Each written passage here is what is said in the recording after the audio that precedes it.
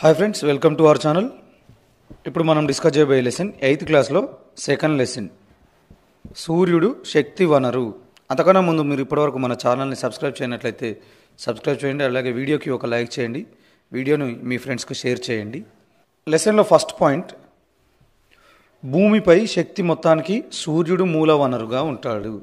భూమిపై ఉన్న శక్తి మొత్తానికి సూర్యుడే మూల వనరు. సూర్యుడు అతిపెద్ద శక్తి కేంద్రం. మనం రోజు పొందే కాంతి మరియు ఉష్ణం రూపంలో, వేడి రూపంలో సూర్యుడి యొక్క శక్తి విడుదలవుతుంది. నెక్స్ట్ పాయింట్, మొక్కలకు కృత్రిమ వాతావరణం కల్పించడానికి పాలీహౌస్ లేదా గ్రీన్ హౌస్ అంటారు, లేదంటే హరిత గృహాలు అని కూడా పిలుస్తారు. సూర్యుడి నుండి విడుదలయ్యే శక్తిని సౌర వికిరణం లేదా సోలార్ రేడియేషన్ అంటారు. ఇది దాదాపు సంవత్సరం పొడవునా ఒకే మోతాదులో ఉంటుంది. అంటే రోజుల్ని బట్టి, నెలల్ని బట్టి, సీజన్స్ని బట్టి మారదు. ఇది సంవత్సరం అంతా ఒకే మోతాదులో విడుదలవుతుంది సౌర వికిరణం అనేది. తర్వాత మనకి ఇక్కడ పిక్చర్లో ఇవ్వడం జరిగింది హరిత గృహాలకు సంబంధించి, గ్రీన్ హౌసెస్ అంటారు కదా. మొక్కలకు అనువైన వాతావరణాన్ని కృత్రిమంగా కల్పించడం ద్వారా అన్ని చోట్ల పంటలు పండించడానికి మానవులు ప్రయత్నిస్తారు. బాగా చలిగా ఉండే ప్రదేశాల్లో, మరీ ముఖ్యంగా గుర్తుంచండి, బాగా చలిగా ఉండే ప్రదేశాల్లో హరిత గృహాలు నిర్మించి కూరగాయలు, పళ్ళు పండిస్తున్నారు. హరిత గృహాల యొక్క గోడలు పారదర్శకంగా ఉంటాయి, చాలా పల్చగా పారదర్శకంగా ఉండి ఎండను, వేడిని లోనికి రాణిస్తాయి, కానీ బయటికి వెళ్ళనివ్వవు అన్నమాట. తిరిగి బయటికి వెళ్ళనివ్వవు. మొక్కలకు కావాల్సిన ఉష్ణము మరియు వెలుతురు అందించడానికి ఉపయుక్తంగా ఉంటుందన్నమాట పాలీహౌసెస్ వల్ల. నెక్స్ట్ పాయింట్, భూమి ఉపరితలాన్ని చేరుకునే సౌర వికిరణాన్ని సౌరపుటం, దీన్నే ఇన్సోలేషన్ అంటారు. గుర్తుంచుకోవాలి, సూర్యుడి నుండి వెలువడే శక్తి సోలార్ రేడియేషన్ లేదా సౌర వికిరణం అంటారు. సూర్యుడి నుండి విడుదలై భూమి ఉపరితలానికి చేరుకునే సౌర వికిరణాన్ని సౌరపుటం లేదా ఇన్సోలేషన్ అంటారన్నమాట. ఈ భూ వాతావరణంలోకి ప్రవేశించిన సౌరశక్తిలో 30% భూ వాతావరణం వల్ల పరావర్తనం చెందుతుంది. అంటే 100% సౌరపుటం భూమికి లభించింది అనుకోండి, అందులో 30% భూమిని చేరకముందే భూ వాతావరణం వల్ల పరావర్తనం చెందుతుందన్నమాట. ఇక్కడ కృత్యం ఇవ్వడం జరిగింది. సౌర వికిరణం రేడియేషన్ అలాగే సౌరపుటం ఇన్సోలేషన్ మధ్య తేడాలు పేర్కొనండి అని అడిగారు. సౌర వికిరణం ఏంటి? సూర్యుడి నుండి విడుదలైన శక్తిని సౌర వికిరణం అంటారు, సోలార్ రేడియేషన్ అంటారు. సూర్యుని నుండి విడుదలై భూమిని చేరిన సౌర వికిరణాన్ని సౌరపుటం లేదా సూర్యపుటం, దీన్నే ఇన్సోలేషన్ అంటారన్నమాట. నెక్స్ట్ చూస్తే, సూర్యకిరణాలు ఎక్కువ ఏటవాలుగా ఎక్కడ పడతాయి? జపాన్లోనా లేదా ఉత్తర ధ్రువంలోనా అని అడిగారు. జపాన్లో ఏటవాలుగా పడతాయి. ధృవాల వైపు వెళ్ళే కొద్దీ ఈ వాలు అనేది పెరుగుతుందన్నమాట. సూర్యకిరణాల యొక్క వాలు అనేది పెరుగుతుంది. నెక్స్ట్ పాయింట్, సూర్యకిరణాల యొక్క సాంద్రత ఎక్కడ ఎక్కువగా ఉంటుంది? తెలంగాణలోనా రాజస్థాన్లోనా అని అడగడం జరిగింది. మనకు సూర్యకిరణాల యొక్క సాంద్రత తెలంగాణ ప్రాంతంలో ఎక్కువగా ఉంటుంది. ఎందుకంటే తెలంగాణ ప్రాంతం భూమధ్య రేఖకు దగ్గరగా ఉంటుంది, అలాగే రాజస్థాన్ అనేది భూమధ్య రేఖకు దూరంగా ఉంటుంది. అందువల్ల సూర్యకిరణాల సాంద్రత తెలంగాణలో ఎక్కువగా ఉంటుందన్నమాట. భూమి గుండ్రంగా కాకుండా బల్లపరుపుగా ఉంటే జపాన్ ఎక్కువ వేడి ఎక్కుతుందా అని అడగడం జరిగింది. భూమి గుండ్రంగా కాకుండా బల్లపరుపుగా ఉంటే భూమి మొత్తం ఒకే విధంగా వేడెక్కుతుంది. ఒక ప్రాంతం ఎక్కువ, ఒక ప్రాంతం తక్కువ అనే విధంగా ఉండదన్నమాట. నెక్స్ట్ పాయింట్, ఓజోన్ పొర అడ్డుకోవడం వల్ల మనకు స్ట్రాటో ఆవరణంలో ఉంటుందన్నమాట. ఓజోన్ పొర, స్ట్రాటో ఆవరణంలో గల ఓజోన్ పొర అడ్డుకోవడం వల్ల అతినీల లోహిత కిరణాల వంటి ప్రమాదమైన కిరణాలు భూమికి చేరుకోవు. అందువల్ల భూమిపై జీవనం అనేది మనుగడ సాగిస్తుంది. నెక్స్ట్ పాయింట్, సూర్యకిరణాలు భూమి ఉపరితలం అంతటా ఒకే రకంగా వేడిని కలిగించవు. దీనికి కారణం ఏంటంటే, భూమి ఉపరితలం వంపుగా ఉండటమే. అంటే భూమి గోళాకృతిలో ఉంది, బల్లపరుపుగా లేదు. గుర్తించండి, భూమి బల్లపరుపుగా ఉంటే, ఇందాక మనం కృత్యంలో గమనించాం కదా, భూమి బల్లపరుపుగా ఉన్నట్లయితే భూమి మొత్తం ఒకే విధంగా వేడెక్కుతుంది. కానీ భూమి గోళాకృతిలో ఉంది, ఉపరితలం అనేది వంపుగా ఉంది. కాబట్టి అంతటా ఒకే రకంగా సూర్యకిరణాలు వేడిని కలిగించవన్నమాట. నెక్స్ట్ పాయింట్, ఉష్ణం సాధారణంగా వేడిగా ఉన్న వస్తువు నుండి చల్లగా ఉన్న వస్తువుకు బదిలీ అవుతుంది. ఈ విధంగా ఉష్ణోగ్రత బదిలీ కావడాన్ని ఉష్ణ సంవహనం అంటారు. ఇంపార్టెంట్, గుర్తుంచుకోండి. ఉష్ణోగ్రత బదిలీ అవ్వటాన్ని ఉష్ణ సంవహనం అంటారు. ఉష్ణోగ్రతలో ఏ మార్పు లేకపోయినా ఉష్ణం బదిలీ జరిగితే దాన్ని గుప్తోష్ణ ప్రక్రియ అంటారు. ఈ కారణంగా భూమధ్యరేఖ ప్రాంతంలో తక్కువ విస్తీర్ణంలో పడే సౌరశక్తి భూమధ్యరేఖ నుండి ఉత్తరం మరియు దక్షిణానికి వెళ్తుంటే ఎక్కువ విస్తీర్ణంలో పడుతుంది. అందువల్ల ధృవాల కన్నా భూమధ్యరేఖ వద్ద ఎక్కువ వేడి ఉంటుంది. ఇది సూర్యుడు అనుకోండి, ఇది భూమి అనుకోండి. సూర్యకిరణాలు ఇట్లా పడుతున్నప్పుడు ఇక్కడ తక్కువ విస్తీర్ణంలో పడతాయి భూమధ్యరేఖ ప్రాంతంలో. అదే ధృవాల వైపు వెళ్ళే కొద్దీ ఎక్కువ విస్తీర్ణం, అంటే ఈ విధంగా ఇట్లా కోణం అనేది పెరుగుతుందన్నమాట. భూమధ్యరేఖ వద్ద తక్కువ విస్తీర్ణం పడుతుంది కాబట్టి అక్కడ వేడి అనేది ఎక్కువగా ఉంటుంది. అదే ధృవాల వైపు వెళ్ళే కొద్దీ ఎక్కువ విస్తీర్ణంలో పడుతుంది కాబట్టి అక్కడ వేడి అనేది తక్కువగా ఉంటుందన్నమాట. నెక్స్ట్ పాయింట్, భూమి ఉపరితలాన్ని సూర్యకిరణాలు చేరుకునే కోణం పతన కోణం అంటారు. దీన్ని యాంగిల్ ఆఫ్ ఇన్సిడెన్స్ అంటారు ఇంగ్లీష్లో. నెక్స్ట్ పాయింట్, భూమధ్యరేఖ వద్ద అనగా 0 డిగ్రీల అక్షాంశం వద్ద 100 యూనిట్ల సౌరపుటం చేరినట్లయితే భూమధ్యరేఖకు ఉత్తరం లేదా దక్షిణానికి వెళ్తున్న కొద్దీ చూస్తే 45 డిగ్రీల వద్ద ఉత్తర జపాన్లో సౌరపుటం అనేది ఉత్తరం లేదా దక్షిణం వద్ద కూడా ఇదే విధంగా ఉంటుంది. సౌరపుటం అనేది 75 యూనిట్లుగా ఉంటుంది. అదే 66.5 డిగ్రీల వద్ద, అంటే ఉత్తర లేదా దక్షిణాల 66.5 డిగ్రీల వద్ద వీటిని ధ్రువ మండలం అని పిలుస్తారు. ఇక్కడ 50 యూనిట్లు సౌరపుటం లభిస్తుందన్నమాట.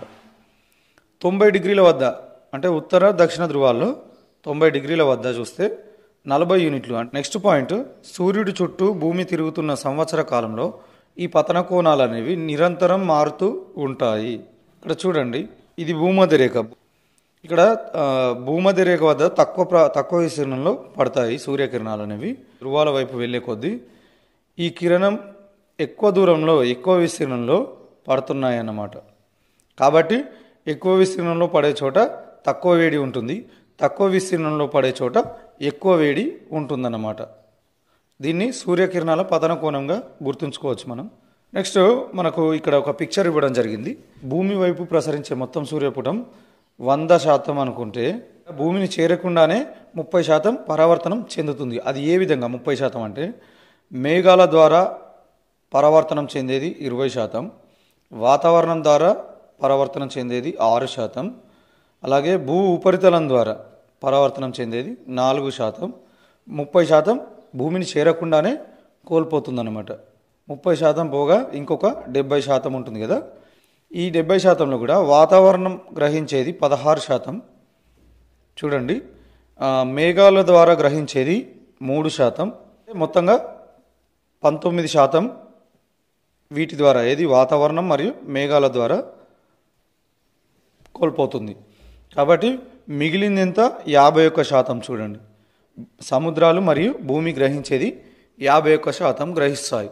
ఇది ప్రతిరోజు జరిగే ప్రక్రియ, గుర్తించండి. ప్రతిరోజు సౌరపుటం 100 వస్తుంది. ప్రతిరోజు 30% వాతావరణం, మేఘాలు, అలాగే భూ ఉపరితలం ద్వారా 30% ప్రతిరోజు కోల్పోవాల్సిందే. తర్వాత మిగిలిన దాంట్లో 19% వాతావరణం, మేఘాల ద్వారా కోల్పోవాల్సిందే. ఈ విధంగా భూమికి రావాల్సింది 51% భూమికి చేరుకుంటుంది ప్రతిరోజు. ఈ భూమికి చేరుకున్నాక మళ్ళా దీన్ని తిరిగి కోల్పోవాల్సిందే, లేకుంటే భూమి అనేది వేడికి పోతుంది. భూమి నుండి నేరుగా అంతరిక్షంలోకి విడుదల చేసేది 6% పోతుంది. వహన ప్రక్రియ ద్వారా 7% పోతుంది. మేఘాలు, వాతావరణం, ద్రవీభవన గుప్తోష్ణ ప్రక్రియ ద్వారా విడుదల చేసేది 23%. మేఘాలు, వాతావరణం ద్వారా అంతరిక్షంలోకి విడుదల చేయబడినది 64%. ఓవరాల్గా తిరిగి 70% తిరిగి కోల్పోతుంది భూమి. భూమధ్యరేఖ మొత్తం పొడవులో సగం పొడవు కలిగిన అక్షాంశాలు ఏవంటే 66.5 డిగ్రీల ఉత్తర దక్షిణ అక్షాంశాలు భూమధ్యరేఖలో సగం పొడవును కలిగి ఉంటాయి ఒక్కొక్కటి. నెక్స్ట్ మనకు ఒక కృత్యం ఇవ్వడం జరిగింది. భూమి, సముద్రం వేడెక్కడంలో ఎందుకు తేడా ఉంది? ఎందుకు అంటే మనం ఇక్కడ చూస్తాం చూడండి, భూభాగాలు అనేవి అణువులు దగ్గరగా ఉండడం వల్ల త్వరగా వేడెక్కుతాయి మరియు త్వరగా చల్లబడతాయి. జలభాగాలు అనేవి అణువులు దూరంగా ఉండడం వల్ల నిదానంగా వేడెక్కుతాయి, నిదానంగా చల్లబడతాయి. సూర్యకిరణాల పతన కోణం తక్కువ ఉంటే ఉష్ణోగ్రత ఎక్కువగా ఉంటుంది. మనం ఇందాక పిక్చర్లో చూసాం కదా, సూర్యకిరణాలు తక్కువ విస్తీర్ణంలో పడితే ఎక్కువ ఉష్ణోగ్రత ఉంటుంది. పతన కోణం ఎక్కువగా ఉంటే ఉష్ణోగ్రత అనేది తక్కువ ఉంటుంది. అంటే దీనికి విలోమ సంబంధం కలిగి ఉంటుందన్నమాట. పతన కోణం తక్కువ ఉంటే ఉష్ణోగ్రత ఎక్కువ, పతన కోణం ఎక్కువ ఉంటే ఉష్ణోగ్రత తక్కువ. నెక్స్ట్ పాయింట్, ఉత్తర భాగంలో నవంబర్ డిసెంబర్ నెలల్లో పతన కోణం పెరుగుతుంది. నవంబర్ డిసెంబర్ నెలల్లో పతన కోణం పెరుగుతుంది కాబట్టి ఉత్తరార్ధగోళంలో ఉష్ణోగ్రత అనేది తగ్గుతుంది. మే జూన్ నెలల్లో పతన కోణం అనేది తగ్గుతుంది కాబట్టి ఇక్కడ ఉష్ణోగ్రతలు అనేవి ఎక్కువగా ఉంటాయి. బొగ్గు పులుసు వాయువు వంటి కొన్ని వాయువులు భూ వికిరణాన్ని అడ్డుకుంటాయి. దీనివల్ల ప్రపంచ ఉష్ణోగ్రతలు పెరుగుతాయి. దీనిని భూగోళం వేడెక్కడం అని పిలుస్తారు. ఇక్కడ గమనించండి, భూమికి సౌరపుటం లభిస్తుందని తెలుసుకున్నాం కదా, తిరిగి భూమి పరావర్తనం చేస్తుందని కూడా తెలుసుకున్నాం కదా. ఈ గ్రీన్ హౌస్ వాయువులు అనేవి అంటే బొగ్గు పులుసు వాయువులు అనేవి ఉంటాయి కదా, ఇవి ఏం చేస్తాయంటే ఈ వచ్చిన వేడిని తిరిగి రిఫ్లెక్ట్ కాకుండా అంటే పరావర్తనం చెందించకుండా అడ్డుకుంటాయి అన్నమాట. అందువల్ల దీనిని భూగోళం వేడెక్కడం అంటారు. ఇక్కడ చూడండి, 1992 జూలైలో అత్యధికంగా లిబియాలోని అజీజియాలో 57.8 డిగ్రీల సెల్సియస్ ఉష్ణోగ్రత నమోదైంది. ఇప్పటి వరకు భూమి మీద నమోదైన అత్యధిక ఉష్ణోగ్రత. అదే అత్యల్పంగా చూస్తే అంటార్కిటికాలోని వస్తాక్ కేంద్రంలో 1983 జూలైలో -89.2 డిగ్రీల సెల్సియస్ ఉష్ణోగ్రత నమోదైంది. అంటార్కిటికాలోని వస్తాక్లో అత్యల్పంగా నమోదైంది. లిబియాలోని అజీజియాలో అత్యధికం నమోదైంది అనమాట. గుర్తుంచుకోవాలి ఇవి. ఇక్కడ ఒక చిన్న పాయింట్ ఇవ్వడం జరిగింది. నీళ్లు 100 డిగ్రీల సెల్సియస్ స్థాయికి చేరితే మరుగుతాయి. అంటే వేడెక్కితే 100 డిగ్రీల స్థాయికి చేరితే మరుగుతాయి నీరు. అదే 0 డిగ్రీల స్థాయికి చేరితే గడ్డ కడతాయి. 0 కంటే తక్కువ ఉష్ణోగ్రతల్లో -273.16 డిగ్రీల సెల్సియస్ అత్యల్పమైన ఉష్ణోగ్రత. మైనస్లో -273.16 డిగ్రీల సెల్సియస్ అత్యల్పమైన ఉష్ణోగ్రత. ఇక ఇంతకన్నా ఉష్ణోగ్రత అనేది తగ్గదు. ఇక్కడ చిన్న కృత్యంలాగా ఇవ్వడం జరిగింది. -5 డిగ్రీల నుండి 5 డిగ్రీల వరకు ఎన్ని డిగ్రీల తేడా ఉంది అని అడగడం జరిగింది. 10 డిగ్రీలు తేడా ఉంటుంది. క్రింద పేర్కొన్న ఉష్ణోగ్రతలను క్లుప్తంగా రాయండి అన్నారు. 0కు దిగువన 88 డిగ్రీల సెల్సియస్ అంటే -88 డిగ్రీల సెల్సియస్గా రాయొచ్చు అన్నమాట. నీరు గడ్డ కట్టడానికి 38 డిగ్రీల సెల్సియస్ ఎగువన, అంటే నీరు 0 డిగ్రీల వద్ద గడ్డ కడుతుంది కదా, దానికి ఎగువన 38 డిగ్రీలు అంటే 38 డిగ్రీల సెల్సియస్గా రాయొచ్చు దీన్ని డైరెక్ట్గా. ఆ నీరు గడ్డ కట్టడానికి 32 డిగ్రీల సెల్సియస్ దిగువన -32 డిగ్రీల సెల్సియస్గా రాయవచ్చు. ఈ రోజున మీ తరగతి గదిలో ఉష్ణోగ్రతను కొలిచారా? 0కు దిగువన 88 ఉన్నట్టు ఉంటే మీరు కొలిచిన ఉష్ణోగ్రత కంటే ఎంత తక్కువ? దీనిని మీరు సాల్వ్ చేసి కామెంట్ రూపంలో తెలియజేసే ప్రయత్నం చేయండి. నెక్స్ట్ పాయింట్ చూస్తే, మనిషి శరీర ఉష్ణోగ్రత సాధారణంగా 37 డిగ్రీల సెల్సియస్ ఉంటుంది. అలాగే ఉష్ణోగ్రత 50 డిగ్రీలు ఉందనుకోండి, నార్మల్గా మనకు 50 డిగ్రీలు ఉందనుకోండి, ఉంటే మనిషి సాధారణ ఉష్ణోగ్రత కంటే ఈ 50 డిగ్రీల సెల్సియస్ అంటే ఎంత ఎక్కువగా ఉన్నట్టు అని అడగడం జరిగింది. 13 డిగ్రీల సెల్సియస్ గుర్తుంచుకోవాలి. ఉష్ణోగ్రత -5 డిగ్రీల సెల్సియస్ ఉంటే మనిషి సాధారణ ఉష్ణోగ్రత కంటే ఎంత తక్కువగా ఉన్నట్టు. చూడండి, మనిషి సాధారణ ఉష్ణోగ్రత 37 డిగ్రీల సెల్సియస్, ఇది -5గా ఉంది. అంటే ఎంత తేడా ఉన్నట్టు? 42 డిగ్రీ సెల్సియస్ తక్కువగా ఉన్నట్టు. 6 గరిష్ట కనిష్ట మాపనాన్ని ఉపయోగించి ఉష్ణోగ్రతల్ని నమోదు చేస్తారు. ఇక్కడ నమోదైన ఉష్ణోగ్రతలు ఏ విధంగా ఉంటాయి మనం గమనిద్దాము. పాయింట్స్ వైజ్గా చూస్తే, సముద్రానికి దగ్గరగా దూరంగా ఉన్న ప్రాంతాల్లో ఉష్ణోగ్రతల మధ్య వ్యత్యాసాలు ఉంటాయి. ఏ విధంగా అంటే, సముద్రానికి దగ్గరగా ఉన్న ప్రాంతంలో ఉష్ణోగ్రతల్లో వేసవి లేదా శీతాకాలంలో చూస్తే స్వల్ప వ్యత్యాసం మాత్రమే ఉంటుంది. కానీ సముద్రానికి దూరంగా ఉన్న ప్రాంతాల్లో ఈ వ్యత్యాసం అనేది చాలా ఎక్కువగా ఉంటుందన్నమాట. నెక్స్ట్ మనం చూస్తాము, కొన్ని ప్రాంతాల గురించి కూడా ఇవ్వడం జరిగింది. అందులో మనం చూస్తాము, కొండపైన మరియు కొండ కింద కూడా ఉష్ణోగ్రతల్లో తేడాలు ఉంటాయి. సముద్ర మట్టం నుంచి వెళ్ళి పైకి వెళ్ళే కొద్దీ ప్రతి 1000 మీటర్లకు 6 డిగ్రీల సెల్సియస్ వరకు ఉష్ణోగ్రత అనేది తగ్గుతుంది. కాబట్టి కొండపైనకు వెళ్ళే కొద్దీ ఉష్ణోగ్రత అనేది తగ్గుతుంది. కొండ కింద మనకు సాధారణ ఉష్ణోగ్రత, భూమిపై నమోదయ్యే ఉష్ణోగ్రతలు మాత్రమే నమోదవుతాయి. భూమధ్య రేఖ నుండి ఉత్తరం లేదా దక్షిణానికి ప్రయాణిస్తుంటే కూడా ఉష్ణోగ్రతలు తగ్గుతాయి. మనం ఇందాకే చెప్పుకున్నాం కదా, భూమధ్య రేఖ వద్ద తక్కువ విస్తీర్ణంలో సూర్యకిరణాలు పడతాయి. ధృవాల వైపు వెళ్ళే కొద్దీ ఎక్కువ విస్తీర్ణంలో సూర్యకిరణాలు అనేవి పడతాయి. కాబట్టి ధృవాల వైపు వెళ్ళే కొద్దీ ఉష్ణోగ్రతలు తగ్గుతాయి. సముద్ర తీర ప్రదేశాల్లో సాధారణంగా సంవత్సరం అంతా శీతోష్ణ స్థితులు ఒకే రకంగా ఉంటాయి. దీనిని సముద్ర ప్రభావిత శీతోష్ణ స్థితి అంటారు. ఇప్పుడు చెప్పుకున్నాం కదా, సముద్రానికి దగ్గరగా దూరంగా ఉన్న ప్రాంతాల మధ్య ఉష్ణోగ్రతల్లో తేడాల గురించి. ఇక్కడ చూడండి, సంవత్సరం అంతా శీతోష్ణ స్థితులు ఒకే రకంగా అంటే వ్యత్యాసం అనేది చాలా తక్కువగా ఉంటుందన్నమాట. అక్కడ నమోదయ్యే శీతోష్ణ స్థితిలో వ్యత్యాసం చాలా తక్కువగా ఉంటుంది. కాబట్టి దీన్ని సముద్ర ప్రభావిత శీతోష్ణ స్థితి అంటారు. సముద్ర తీరానికి దూరంగా ఉండే ప్రదేశాల్లో కనిష్ట గరిష్ట ఉష్ణోగ్రతల్లో చాలా వ్యత్యాసం ఉంటుంది. చలికాలంలో చాలా చల్లగాను, వేసవిలో చాలా వేడిగాను ఉంటుంది. దీన్ని ఖండాంతర్గత శీతోష్ణ స్థితి అంటారు. సముద్రానికి దగ్గరగా నమోదయ్యేది సముద్ర ప్రభావిత శీతోష్ణ స్థితి, సముద్రానికి దూరంగా నమోదయ్యేది ఖండాంతర్గత శీతోష్ణ స్థితి. ఇక్కడ కొన్ని పట్టణాల గురించి, అక్కడ నమోదయ్యే ఉష్ణోగ్రతల గురించి ఇవ్వడం జరిగింది మనకు, గమనించండి. మొదట చూస్తే హైదరాబాద్ పట్టణానికి సంబంధించి సగటు ఉష్ణోగ్రతలు ఇవ్వడం జరిగింది. హైదరాబాద్లో నవంబర్లో ఎంత చలిగా ఉంటుంది అని అడిగారు కృత్యంలో. నవంబర్లో చూస్తే చూడండి, 17 డిగ్రీల సెల్సియస్ నమోదైంది. హైదరాబాద్లో ఏ నెలలో గరిష్ట ఉష్ణోగ్రత ఎక్కువగా ఉంది అని అడగడం జరిగింది. చూడండి, మే నెలలో అత్యధికంగా గరిష్ట ఉష్ణోగ్రత అనేది నమోదైంది. నెక్స్ట్, సంవత్సరంలో అత్యధిక గరిష్ట ఉష్ణోగ్రత మరియు అతి తక్కువ కనిష్ట ఉష్ణోగ్రతకి మధ్య తేడా ఎంత ఉంది అని అడిగారు. 39 డిగ్రీ సెల్సియస్. అలాగే అతి తక్కువ కనిష్ట ఉష్ణోగ్రత చూస్తే 15 డిగ్రీల సెల్సియస్. ఈ మొత్తానికి తేడా ఎంత ఉంది? దాదాపుగా 24 డిగ్రీల తేడా ఉందన్నమాట. హైదరాబాద్లో బాగా వేడిగా ఉండే 3 నెలలు ఏవి, అలాగే బాగా చలిగా ఉండే 3 నెలలు ఏవి అని అడగడం జరిగింది. మార్చి, ఏప్రిల్, మే ఈ 3 నెలలు చాలా వేడిగా ఉంటాయి. అలాగే నవంబర్, డిసెంబర్, జనవరి ఈ 3 నెలలు చాలా చల్లగా ఉంటాయి. హైదరాబాద్లో జనవరిలో సగటు గరిష్ట ఉష్ణోగ్రత ఎంత అని అడిగారు. 28 డిగ్రీ సెల్సియస్. జూన్ నుండి డిసెంబర్ వరకు హైదరాబాద్లో సగటు కనిష్ట ఉష్ణోగ్రత తగ్గుతూ ఉంది, గరిష్ట ఉష్ణోగ్రత కూడా తగ్గుతూ ఉందా అని అడగడం జరిగింది. కనిష్ట ఉష్ణోగ్రత తగ్గుతూ ఉంది, అలాగే గరిష్ట ఉష్ణోగ్రత కూడా తగ్గుతూ ఉందా అని అడగడం జరిగింది అనమాట. చూడండి, జూన్ నుండి డిసెంబర్ వరకు కనిష్ట ఉష్ణోగ్రత చూస్తే 24 నుంచి 15కు వచ్చింది. గరిష్ట ఉష్ణోగ్రత చూస్తే 34 నుండి 28 వరకు వచ్చింది. కాబట్టి తగ్గుతూ వస్తుందన్నమాట. మే నెలలో గరిష్ట కనిష్ట సగటు ఉష్ణోగ్రతలలో తేడా ఎంత అని అడిగారు. మే నెలలో చూస్తే 39, 26 అంటే దాదాపు 13 డిగ్రీల సెల్సియస్ తేడా ఉంటుందన్నమాట. ఆగస్టు నెలలో గరిష్ట కనిష్ట సగటు ఉష్ణోగ్రతల్లో తేడా ఎంత? ఆగస్టు నెలలో 28 డిగ్రీల సెల్సియస్ ఉంది.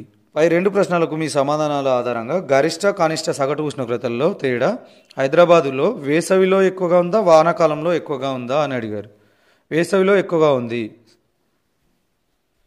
ఎందుకంటే వేసవిలో మనం గమనిస్తే మే నెలలో చూస్తే 13 డిగ్రీ సెల్సియస్గా ఉంది. అదే ఆగస్టు నెలలో వర్షాకాలంలో మనం గమనిస్తే 8 డిగ్రీల సెల్సియస్గా ఉంది. కాబట్టి వేసవిలోనే ఎక్కువ వ్యత్యాసం అనేది ఉందన్నమాట. నెక్స్ట్, పనాజీ. ఇది సముద్ర తీర ప్రాంతం అన్నమాట. ఇక్కడ మనకు ఇందాక చూస్తుంది ఖండాంతర్గత పట్టణం. మనం హైదరాబాద్ అనేది సముద్రానికి దూరంగా ఉంటుంది కాబట్టి ఖండాంతర్గత శీతోష్ణ స్థితి అంటే ఉష్ణోగ్రతల్లో వ్యత్యాసం అనేది కూడా చాలా ఎక్కువగా ఉంటుంది. పనాజీ సముద్ర తీర పట్టణం అన్నమాట. ఇక్కడ కృత్యం ఇవ్వడం జరిగింది. పనాజీలో ఈ నెలలో కనిష్ట ఉష్ణోగ్రత అతి తక్కువగా ఉంది అని అడిగారు. అది ఎంత అని కూడా అడిగారు. ఏ నెలలో కనిష్ట ఉష్ణోగ్రత ఉంది చూస్తే మనకు 19 డిగ్రీల సెల్సియస్ జనవరిలో ఉంది. పనాజీలో చాలా వేడిగా ఉండే నెల ఏది? ఆ నెలలో సగటు గరిష్ట ఉష్ణోగ్రత ఎంత అని అడిగారు. ఏప్రిల్ మరియు మే నెలలో ఎక్కువ వేడిగా ఉంటుంది. అలాగే నవంబర్ నెలలో కూడా ఎక్కువ వేడిగా ఉంటుంది. మనం గమనిస్తే 3 నెలల్లో సమానమైన ఉష్ణోగ్రతలు 33 డిగ్రీల సెల్సియస్గా అత్యధిక ఉష్ణోగ్రత నమోదైంది. హైదరాబాదు, పనాజీల ఉష్ణోగ్రతల్ని పోల్చి ఈ క్రింది ప్రశ్నలకు సమాధానాలు ఇవ్వమన్నారు. హైదరాబాద్ అనేది ఇందాక మనం చెప్తున్నాం కదా, అది ఖండాంతర్గత ప్రాంతం. పనాజీ అనేది సముద్ర తీర పట్టణం. కాబట్టి జనవరిలో ఏ ప్రదేశంలో ఎక్కువ చలిగా ఉంటుంది? జనవరిలో పనాజీలో 19 డిగ్రీల సెల్సియస్ నమోదైతే హైదరాబాద్లో 16 డిగ్రీల సెల్సియస్ నమోదైంది. జూన్లో ఏ ప్రదేశంలో ఎక్కువ వేడిగా ఉంటుంది? పనాజీలో 30 డిగ్రీల సెల్సియస్ నమోదైంది. హైదరాబాద్లో మనం గమనిస్తే 34 డిగ్రీల సెల్సియస్ నమోదైంది అనమాట.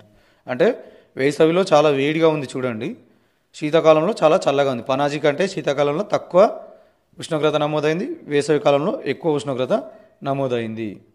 ఏ ప్రదేశంలో సంవత్సరం పొడవునా ఉష్ణోగ్రత ఇంచుమించు ఒకే రకంగా ఉంటుంది? పనాజీలో ఉంటుంది. గుర్తుంచుకోండి, ఎందుకంటే అక్కడ సముద్ర ప్రభావిత శీతోష్ణ స్థితి ఉంటుందన్నమాట. సముద్ర మట్టం నుండి ఢిల్లీ 200 మీటర్ల ఎత్తులో ఉంది మరియు సిమ్లా 2200 మీటర్ల ఎత్తులో ఉంది. అలాగే ఇక్కడ గమనిస్తే సముద్ర మట్టం నుంచి ప్రతి 1000 మీటర్ల ఎత్తుకు వెళ్లే కొద్దీ ఉష్ణోగ్రతలు 6 డిగ్రీల సెల్సియస్ మేర తగ్గుతాయి. కొన్నిసార్లు ప్రత్యేకించి శీతాకాలం ఉదయంలో నేల దగ్గర చాలా తక్కువ ఉష్ణోగ్రత నమోదు అవుతుందన్నమాట. ఇక్కడ చూడండి, ఢిల్లీ మరియు సిమ్లా యొక్క సగటు నెలవారీ ఉష్ణోగ్రతలు ఇవ్వడం జరిగింది. వీటికి సంబంధించి మనం క్వశ్చన్స్ చూద్దాం. ఇప్పుడు ఢిల్లీ కంటే సిమ్లా ఎన్ని మీటర్ల ఎత్తులో ఉంది అని అడిగారు. ఢిల్లీ 200 మీటర్లు, సిమ్లా 2200 మీటర్లు. అంటే సుమారుగా ఢిల్లీతో పోలిస్తే సిమ్లా 2000 మీటర్ల ఎత్తులో ఉంది. ఇక్కడ పాయింట్స్ ఇవ్వడం జరిగింది. సిమ్లాలో ఏ నెలలో గరిష్ట ఉష్ణోగ్రత ఎక్కువగా ఉంది, ఎంత ఉంది?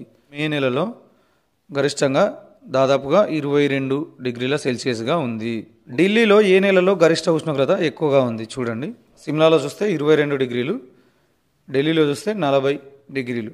ఏది ఎక్కువ చలిగా ఉంటుంది, జనవరిలో ఢిల్లీనా లేక జూలైలో సిమ్లానా అన్నారు. జనవరి మరియు జూలైలో ఢిల్లీతో పోలిస్తే సిమ్లాలోనే తక్కువ ఉష్ణోగ్రత నమోదైంది. ఇక్కడ లాస్ట్ గమనించండి, ఉష్ణోగ్రత ఇలా ఉండడానికి గల ఇతర కారణాలను ఊహించండి. విలోమనం జరిగితే ఏమవుతుంది అని అడిగారు. సూర్యపుటం తక్కువగా ఉండి రాత్రి సమయం ఎక్కువగా ఉండి వికిరణం ఎక్కువగా లేనందువల్ల భూమి దగ్గర చాలా తక్కువ ఉష్ణోగ్రత ఉంటుంది. దీనిని విలోమనం అంటారు. విలోమనం జరగడం వల్ల సూర్యపుటం తక్కువగా ఉండి రాత్రి సమయం ఎక్కువగా ఉంటుంది. దీనివల్ల వికిరణం ఎక్కువగా లేనందువల్ల భూమి దగ్గర చాలా తక్కువ ఉష్ణోగ్రత నమోదవుతుంది. ఇక్కడ చూడండి, 3 పట్టణాలకు సంబంధించి ఇవ్వడం జరిగింది. Singapore, Shanghai, Vladivostok. ఈ 3 పట్టణాలు నెలవారీ సగటు ఉష్ణోగ్రతలను ఇక్కడ ఇవ్వడం జరిగింది. వ్లాడివోస్టాక్ ఇది రష్యా ప్రాంతంలో ఉంటుంది. వార్షిక సగటు ఉష్ణోగ్రత 3.9 డిగ్రీల సెల్సియస్. షాంఘై చూస్తే 15.3 డిగ్రీల సెల్సియస్. సింగపూర్ చూస్తే ఇది భూమధ్య రేఖకు దగ్గరగా ఉంటుంది.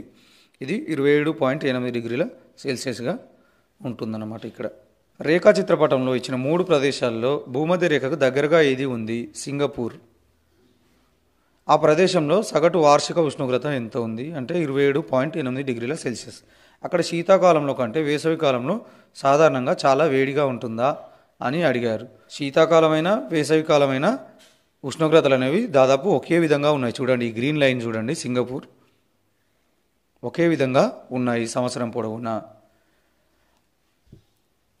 సింగపూర్లో చలికాలంలో ఉన్నంత వేడి వ్లాడివోస్టాక్లో వేసవిలో ఉంటుందా అని అడిగారు. చలికాలంలో చూస్తే మనకు డిసెంబర్ జనవరిలో 30 డిగ్రీల సెల్సియస్గా ఉంది. వ్లాడివోస్టాక్లో వేసవిలో చూసినా కూడా అత్యధిక గరిష్ట ఉష్ణోగ్రత గమనిస్తే మనం 22-23 డిగ్రీల సెల్సియస్గా నమోదైంది. కానీ ఇక్కడ 30 డిగ్రీలకు పైగానే, ఇంచుమించు 30 డిగ్రీలకు కాస్త అటు ఇటుగా నమోదవుతూ ఉంది సింగపూర్లో. కాబట్టి వేసవిలో కూడా లేదు వ్లాడివోస్టాక్లో. జూలైలో సాధారణంగా సింగపూర్లో ఎక్కువగా వేడిగా ఉందా లేదా షాంఘైలోనా అని అడిగారు. మధ్యలో రెడ్ లైన్ ఉన్నది షాంఘై అన్నమాట. జూలైలో సింగపూర్తో పోలిస్తే షాంఘైలో ఎక్కువ వేడిగా ఉంది. రేఖా చిత్రపటంలో చూపించిన 3 ప్రదేశాల్లో తీవ్ర ఉష్ణోగ్రతలు ఎక్కడ నమోదైనాయి? సింగపూర్ ప్రాంతంలో నమోదయ్యాయి. ఎందుకంటే ఉష్ణోగ్రతల్లో పెద్ద తేడా ఏమీ లేదన్నమాట. ఇక్కడ సంవత్సరం పొడవునా ఒకే విధంగా ఉష్ణోగ్రతలు నమోదయ్యాయి. షాంఘైలో అత్యంత వేడిగా ఉండే నెల ఏది? అక్కడ వార్షిక సగటు ఉష్ణోగ్రత ఎంత అన్నారు. అత్యంత వేడిగా ఉండే నెలలు జూలై మరియు ఆగస్టు నెలలు ఉన్నాయి. వార్షిక సగటు ఉష్ణోగ్రత 15.3 డిగ్రీల సెల్సియస్గా నమోదైంది. అట్లాస్లోని పటాల ద్వారా ఈ ప్రదేశాల యొక్క అక్షాంశాలు అలాగే జనవరిలో సగటు ఉష్ణోగ్రతలు తెలుసుకోండి అన్నారు. చివరగా ఈ ప్రదేశాల అక్షాంశాలను మనం గమనిస్తే సింగపూర్ భూమధ్య రేఖకు అతి దగ్గరగా ఉంటుంది. ఇది 1.35 ఉత్తర అక్షాంశాల్లో ఉంటుంది. అలాగే షాంఘై పట్టణాన్ని మనం గమనిస్తే 31 డిగ్రీల ఉత్తర అక్షాంశాల్లో ఉంటుందన్నమాట. అలాగే వ్లాడివోస్టాక్ను గమనిస్తే భూమధ్య రేఖకు ఈ 3 ప్రాంతాల్లో భూమధ్య రేఖకు దూరంగా 43.13 ఉత్తర అక్షాంశాల్లో ఉంటుందన్నమాట. ఇక్కడ నెక్స్ట్ మనకు ఒక చార్ట్ ఇవ్వడం జరిగింది. వివిధ ప్రదేశాలు ఇచ్చి అవి ఏ అక్షాంశాల్లో ఉన్నాయి, అక్కడ జనవరిలో ఉష్ణోగ్రత ఏ విధంగా ఉంది అని హైదరాబాద్ తెలంగాణ ప్రాంతానికి సంబంధించి, హైదరాబాద్ పట్టణం తెలంగాణలో గల హైదరాబాద్ పట్టణానికి సంబంధించి 17 డిగ్రీల ఉత్తరాక్షాంశాల్లో ఉంటుంది. 17 డిగ్రీల ఉత్తరాక్షాంశాల్లో ఉంటుంది. ఇక్కడ జనవరిలో 20 నుండి 22.5 డిగ్రీల సెల్సియస్ మధ్య ఉష్ణోగ్రత నమోదవుతుంది. ఆగ్రాలో గమనిస్తే మనకు ఇది కృత్యంలాగా ఇవ్వడం జరిగింది. ఆగ్రా పట్టణం ఉత్తరప్రదేశ్లో ఉంది. ఇది 27.17 ఉత్తరాక్షాంశాల్లో ఉంటుంది. ఇక్కడ జనవరిలో ఉష్ణోగ్రతలు చూస్తే 7 డిగ్రీల కనిష్ట ఉష్ణోగ్రత, గరిష్ట ఉష్ణోగ్రత చూస్తే 21 డిగ్రీల సెల్సియస్గా నమోదవుతుంది.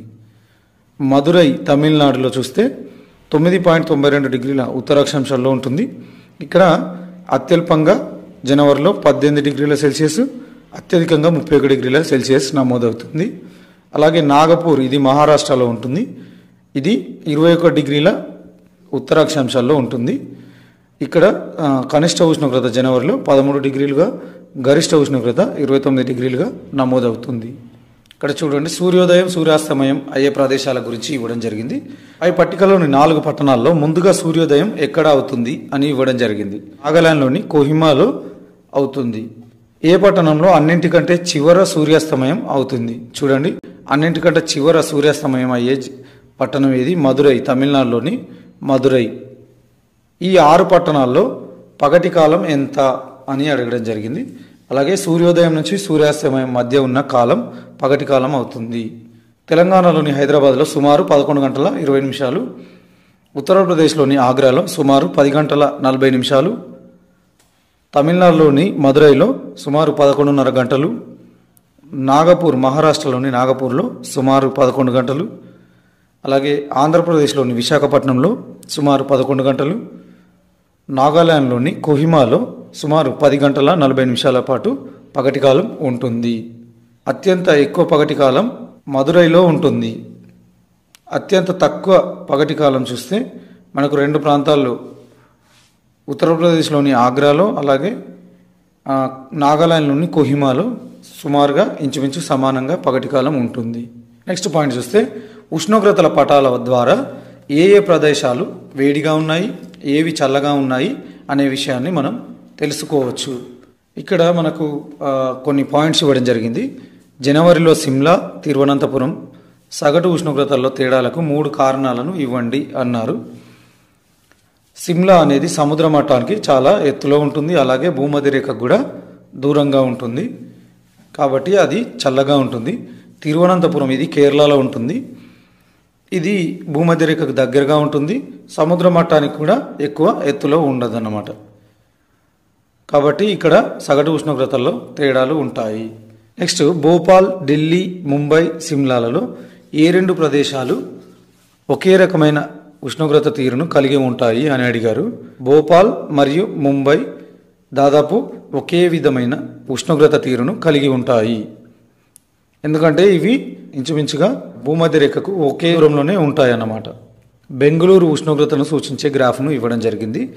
జూలై నెలలో సగటు గరిష్ట ఉష్ణోగ్రత ఎంత అని అడిగారు. గరిష్ట ఉష్ణోగ్రత చూడండి, దాదాపు 28గా ఉంది జూలై నెలలో. డిసెంబర్ నెలలో సాధారణంగా ఎంత వేడిగా ఉంటుంది అని అడిగారు. డిసెంబర్ నెలలో సాధారణంగా 26 డిగ్రీల సెల్సియస్ ఉంటుంది. అలాగే జూన్ నెలలో సాధారణంగా ఎంత చలిగా ఉంటుంది అని అడిగారు. 20 డిగ్రీల సెల్సియస్గా ఉంటుంది. పగటి రాత్రి ఉష్ణోగ్రతల్లో తేడా మే నెలలో ఎక్కువగా ఉందా లేదా ఆగస్టులోనా అని అడిగారు. మే నెలలో ఎక్కువగా వ్యత్యాసం ఉంది. వేసవి నెలలు ఏవి అని అడిగారు. మార్చి, ఏప్రిల్, మే ఈ 3 వేసవి నెలలుగా అవుతాయి. నెక్స్ట్, మీ అభ్యసనాన్ని మెరుగుపరచుకోండి అన్నారు. ఇక్కడ తప్పు వాక్యాలను సరిచేయండి అన్నారు. ఒక ప్రదేశం సముద్రానికి దగ్గరగా ఉంటే భూమధ్య రేఖ నుంచి ఎంత దూరంలో ఉంది అన్న దానితో సంబంధం లేకుండా ఎప్పుడూ చల్లగా ఉంటుంది. ఇది తప్పు. భూమి నుండి పైకి వెళ్తున్న కొద్దీ సూర్యుడికి దగ్గరగా వెళ్తారు కాబట్టి బాగా వేడిగా ఉంటుంది. ఇది కూడా తప్పు. భూమి నుండి పైకి వెళ్ళే కొద్దీ ప్రతి 1000 మీటర్లకు సుమారు 6 డిగ్రీల సెల్సియస్ ఉష్ణోగ్రత తగ్గుతుంది. ఈ చూస్తే సూర్యుడు ముందుగా గాలిని వేడి చేసి తర్వాత భూమిని వేడి చేస్తాడు. ఇది కూడా తప్పు. ముందుగా భూమి వేడెక్కి తర్వాత గాలి వేడెక్కుతుంది. భూగోళం వేడెక్కడానికి ప్రాణవాయువుతో సంబంధం ఉంది. ఇది తప్పు. ఇక్కడ అన్ని తప్పులుగానే ఇచ్చారు. వీటిని సరిచేయమన్నారు కాబట్టి మనం నోట్స్ చేసుకోవాలి. అంటే వీటికి ఆపోజిట్గా నోట్స్ ప్రిపేర్ చేసుకోవాలి. థర్డ్ పాయింట్ చూడండి. డిసెంబర్ 6న ఉదయం 10 గంటలకు మాస్కోలో ఉష్ణోగ్రత -8 డిగ్రీల సెల్సియస్ అనుకుందాం. 24 గంటల తర్వాత ఉష్ణోగ్రత 12 డిగ్రీలకు ఎక్కువగా ఉంది. డిసెంబర్ 7న ఉదయం 10 గంటలకు అక్కడ ఉష్ణోగ్రత ఎంత అన్నారు. -8 డిగ్రీల కన్నా 12 డిగ్రీల సెల్సియస్ ఎక్కువగా ఉంది 24 గంటల తర్వాత. అంటే అక్కడ సుమారు 4 డిగ్రీల సెల్సియస్గా ఉందన్నమాట. ఢిల్లీ, ముంబై మైదాన ప్రాంతంలో ఉన్నాయి. సముద్ర మట్టం నుంచి వాటి ఎత్తు 300 మీటర్ల లోపుగానే ఉంటుంది. వాటి నెలసరి సగటు ఉష్ణోగ్రతల్లో అంత తేడా ఎందుకు ఉంది? ఈ రెండు నగరాల్లో ఏ నెలల్లో సగటు ఉష్ణోగ్రతలు దాదాపు ఒకటిగా ఉంటాయి అని అడగడం జరిగింది. ఢిల్లీ, ముంబై గమనిస్తే ముంబై సముద్ర తీరంలో ఉంటుంది, ఢిల్లీ ఖండాంతర్గత ప్రాంతంలో ఉంటుంది. అందువల్ల ఒకే ఎత్తులో ఉన్నప్పటికీ అక్కడ సగటు ఉష్ణోగ్రతల్లో తేడా ఉంటుంది. ఇది ఫ్రెండ్స్ లెసన్. మరొక లెసన్తో మళ్ళీ మీ ముందుకు వస్తాను. Thank you friends.